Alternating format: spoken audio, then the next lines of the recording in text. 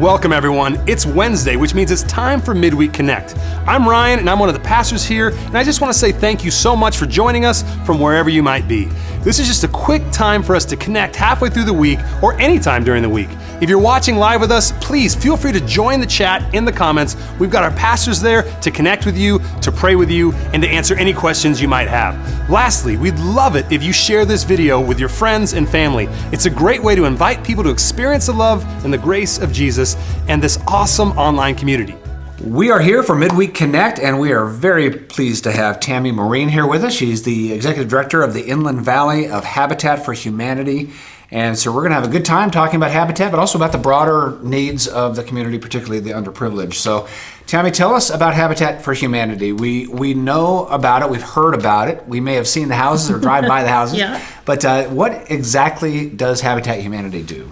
So Habitat for Humanity is a nonprofit affordable housing developer, but we also improve living conditions, and we do that in a variety of ways. So our keystone program, so to speak, is our self-help home ownership program. So we help low-income families through the use of sweat equity and a no-interest loan achieve their dream of home ownership. And that's really the crux of what we do.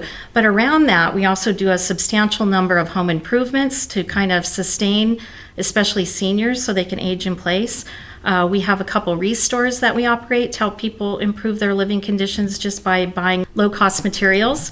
And we do education as well to help people prepare in their own fruition to move into home ownership eventually. Well, that's fantastic. And you had mentioned that Habitat for Humanity is an international organization. So it is. How broad is the reach of Habitat?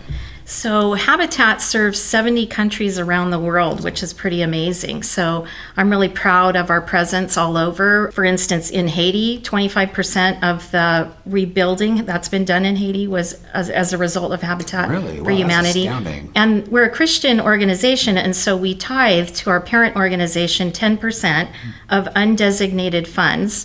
And so if you want your donation to stay local, it's going to stay here. But if it isn't designated, it goes to support third world countries. And so within the United States, there's about 1,400 affiliates, and we serve Southwest Riverside County. All right. So if somebody donates to Habitat for Humanity, those dollars support families that are right here in our own community. These are our neighbors, right? Absolutely. Yeah, that's Absolutely. cool. And so, many of us might know where some Habitat housing is around town, and they're beautiful homes. Oh, thank you. So they're dignified homes that that the homeowners really it's their house, and they take great care of it, and there's a pride around that, and it's really fun. So if a family say wants to be a Habitat home recipient, what would that process be like? So they would contact our office, they would get on a wait list, and when we have an info meeting, we have an informational meeting for each project as it comes up, because there's often different stipulations attached depending on how we acquired the land. And so we kind of walk them through a process. Our last house we just completed right before COVID, actually about a month before, thank goodness, in Lake Elsinore, and we had 60 applicants apply for that house. Only one person got the house, but our application process is so comprehensive that, in my belief, all of the applicants gain because they get a better idea of their financial situation, what they need to do to improve on things, and even resources on how they can attain homeownership on their own.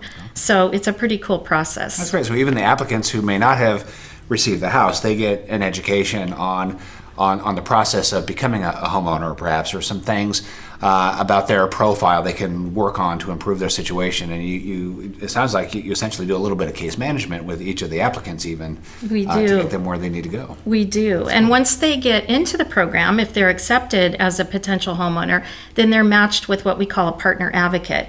And that person mentors them for a year before they go into the house and a year after. And most often they bond and they stay connected forevermore. But it really helps people to transition from where they were to become a successful homeowner. So we're really proud of that piece too. Now, to build a house, the land is acquired maybe through a municipal relationship, something like that. And then there are supplies that are maybe donated or low-cost supplies. And then you mentioned sweat equity. These are maybe volunteers who come in and help actually build the home. And so you end up with a very low-cost home that helps a family. Is that essentially the model? Yes, that is the model. It's harder than it used to be to get those in-kind donations of materials because the construction industry overall has been greatly impacted with a lot of different factors. One of the factors is that people are sending their kids to college or encouraging kids to go to college. And so young people aren't necessarily thinking of the trades as a career option, even though it's a great career path. And so there are less people in the industry than there were before. And another thing is that the cost of building continues to go up. And of course, with the need for affordable housing, it's more difficult. But we do try to get as many donations as we can, and it really helps us to be able to sustain the program. That's fascinating. I knew that there were some changes in the industry, but to see how that trickles down to the work at Habitat, that's fascinating. So a little bit more difficult, but you're still determined on that mission, right? Oh, absolutely. Not just to build the houses, but there's a broader work about around low-income housing in general. And boy, this is something that we're interested in as well. We operate housing, low-income, transitional income, and then also the permanent supportive housing as well. So it's all very complicated, but the affordability problem in America broadly, but in regions like ours, is really strangling a lot of lower income families in so many ways. How are you involved with the broader affordable housing cause? Yeah. So, well, first I want to just say thank you because I know full well all the work that Rancho does to support families in affordable housing and your connection to the community mission of hope. It's commendable. But also, I'm the chairperson currently of the Board of Governance for the Continuum of Care, really attached to the challenges that go on in the county overall.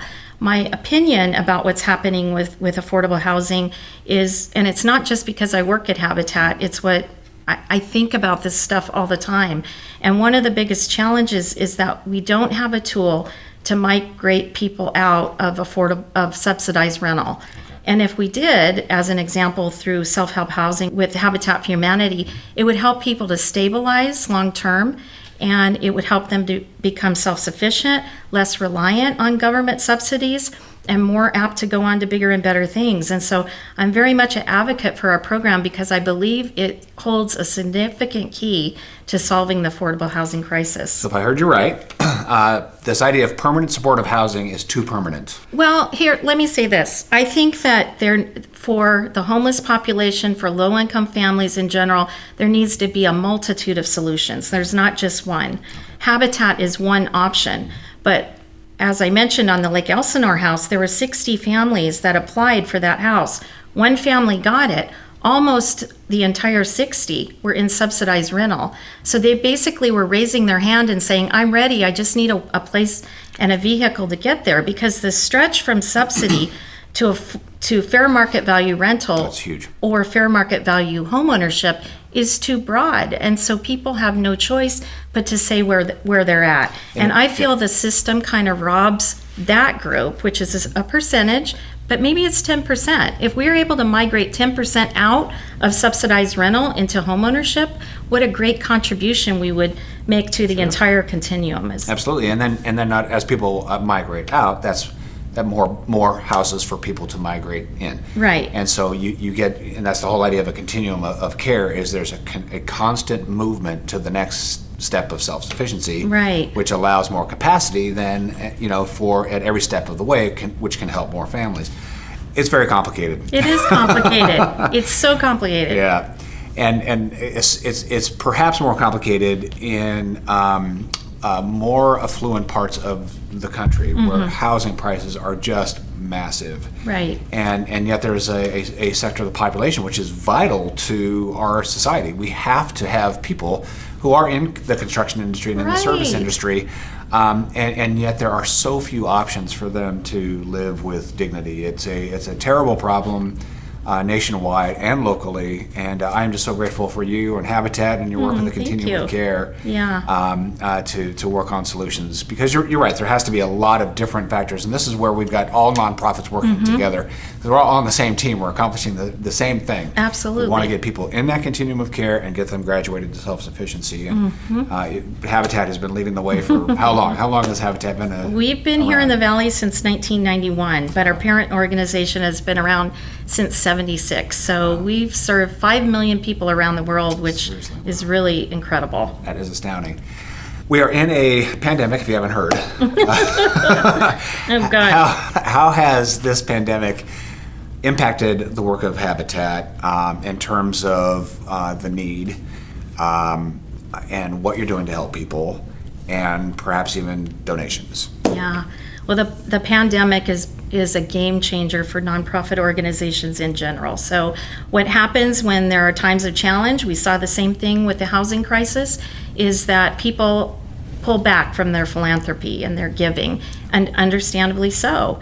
And ironically, what happens during those times is that the need is significantly greater. So we're trying to find out creative ways that we can continue to serve needs and do more with less. And so I really encourage people to stay connected to the nonprofit community. It doesn't have to be Habitat. It's whatever they feel passionate about, whether it's Rancho, whether it's Habitat, Boys and Girls Club, Michelle's Place, it doesn't matter. Just stay connected, because we need you right now more than ever.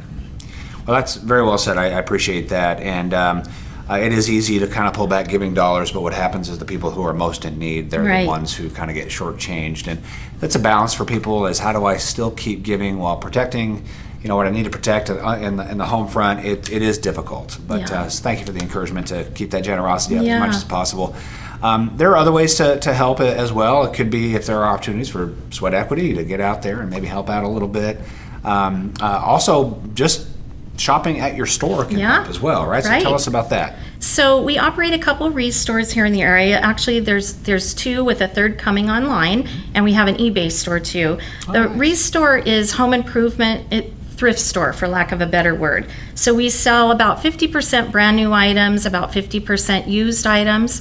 And those used items, by the way, have diverted about 7,000 tons of trash out of local landfills by giving items a second use. So, for instance, if you replaced your white appliances with stainless steel, the white appliances might still work. There's a place for them to be sold to a low-income family or someone in need, and that's how it works. And the revenue stays with the programs. That's great. So it's an ingenious way to be able to support Habitat. We just opened our Temecula store last Wednesday, and then we will be opening a new location, actually in Temecula, by the end of the month. So we'll be announcing that really soon. That's very exciting. Yeah. A while ago, I did buy a front door from a Restore. Awesome. It was beautiful. Thank you. So you can donate there, any household items, and you can shop there as well, correct? Right. Right now, during the pandemic, we're not accepting donations until we get to the next phase. But after that, of course, we will. And we're hoping to move as quickly as we can into that next area. And volunteers we're starting to bring our volunteers back. There's all kinds of ways that you can volunteer. The Restore, on a construction site, on a home improvement site, the list goes on. So how do we get in touch with you? So our website is habitativ.org, and you can get in touch with us there. One of the best ways to stay in touch is at the top of our website. There's a volunteer tab, a couple quick questions, and you get an update every week on what the opportunities are. And we just love for people to stay connected. Very good. Well, visit the website, and you can shop at the store as well. This is a good time actually to do some home improvement, right? You have a little more time at home. Absolutely. And shop at the Restore. And do it for a fraction of the cost while you're serving at the same time. Very good. That's awesome. Well, Tammy, thank you so much. I mean, we certainly know about Habitat, and to hear more details about that, and to hear your heart for people, not just through the Habitat ministry, but really more broadly and regionally and even internationally, has been so much fun. And it's just good to get some good news like this as we're sitting at home and watching. And thank you for joining us every week, every Wednesday night and Sunday morning. We're so glad that you're here with us. Make sure to subscribe, like this, share this, and we'll look forward to seeing you soon. Thank you so much. It's so good to be able to connect with so many of you throughout the week. As we close today, I just want to remind you of a couple quick things. I hope you join us this coming Sunday for Church Online. All of our campuses, Temecula, Murrieta, and Español, have live streaming services, so just visit rancho.tv for more information. Also, please make sure you're subscribed to our YouTube channel, Rancho United, so you don't miss anything from us, and we hope to see you again next time.